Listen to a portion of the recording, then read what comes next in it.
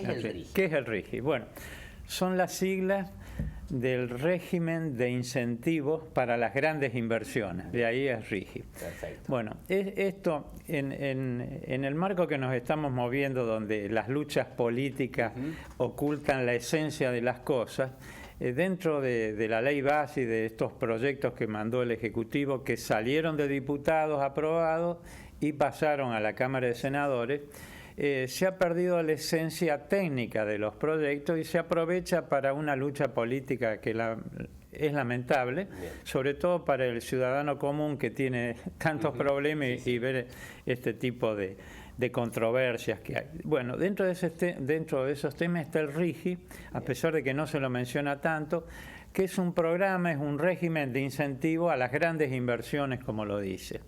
¿Y en qué consiste? Bueno, consiste que las empresas que accedan a ese programa van a tener una serie de incentivos, como lo dice el nombre, incentivos impositivos, aduaneros, cambiarios y de seguridad jurídica.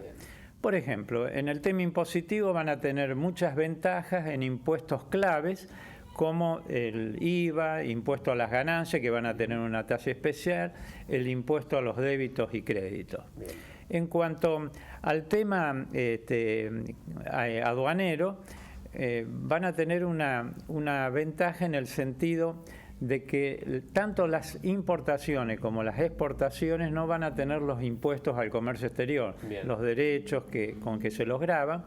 Y el tema cambiario es algo muy, muy interesante, porque actualmente cuando un exportador, una empresa exportadora vende al exterior, que factura en dólares, no recibe los dólares, sino que los dólares los toma el Banco Central y le acredita a la empresa pesos.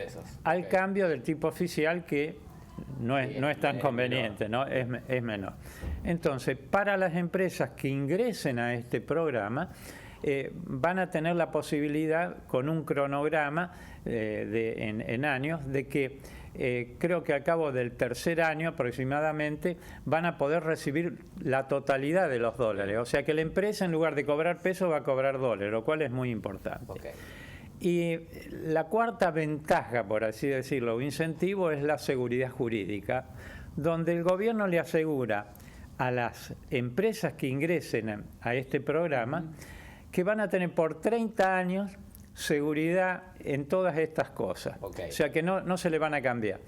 Lo cual es un tema interesante.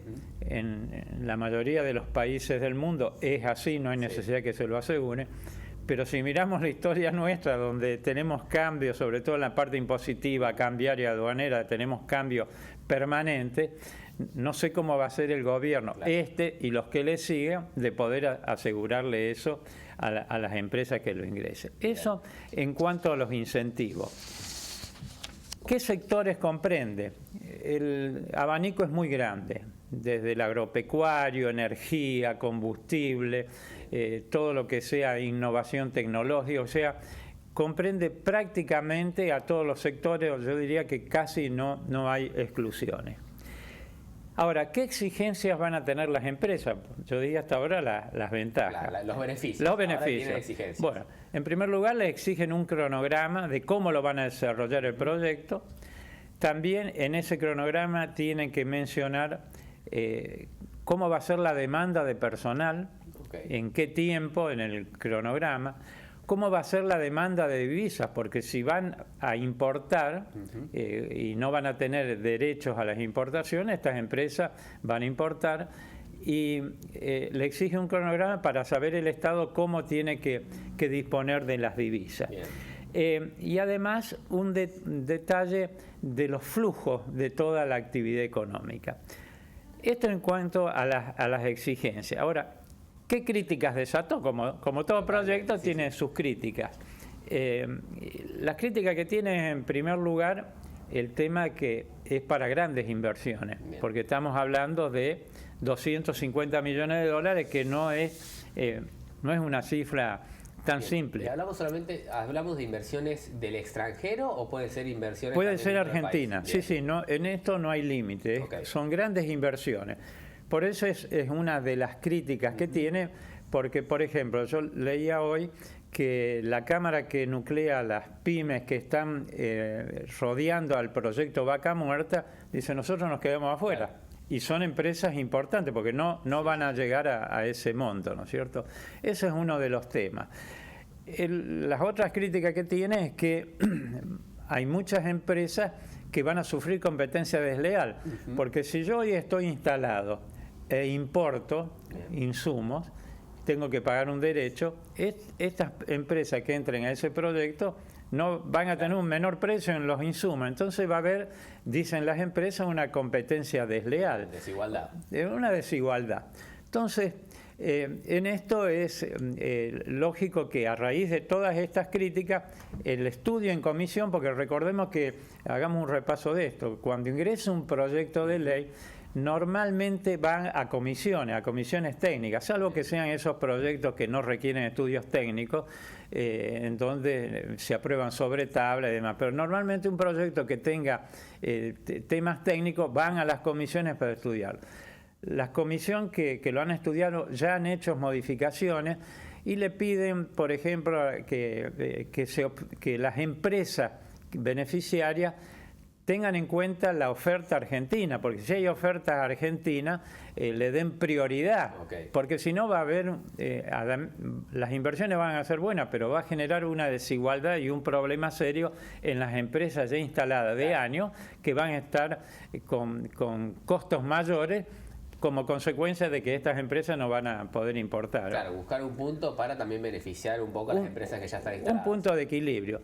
A tal punto esto que me parece que es muy interesante, la Unión Industrial Argentina presentó a las comisiones un proyecto propio donde dice, una vez que se apruebe este proyecto del RIGI, un proyecto complementario que incorpore a las pymes, donde no haya esa limitación tan grande de ese importe de 250 millones de dólares. Creo que es una crítica constructiva porque se hace la crítica con un aporte, diciendo queremos que se agregue esto para que tome a todo el espectro. Recordemos que en Argentina hay muchísimas pymes, hay unas 500.000 pymes, y que si se apruebe este proyecto así como está, pueden quedarse en desventaja. Por eso es importante la consideración de este aporte que hace la Unión Industrial Argentina. De todas maneras, yo quiero mencionar algo que ya dije en el programa anterior cuando hablábamos de los viajes de Milei. Todas estas cosas no son para el mes que viene. Claro, son a largo plazo. Son a mínimo, mediano y largo plazo, como ocurre en los países desarrollados. Los planes de inversión, por eso se habla de la seguridad jurídica, requieren de tiempo. Y nosotros hoy estamos en la urgencia, ese es el problema.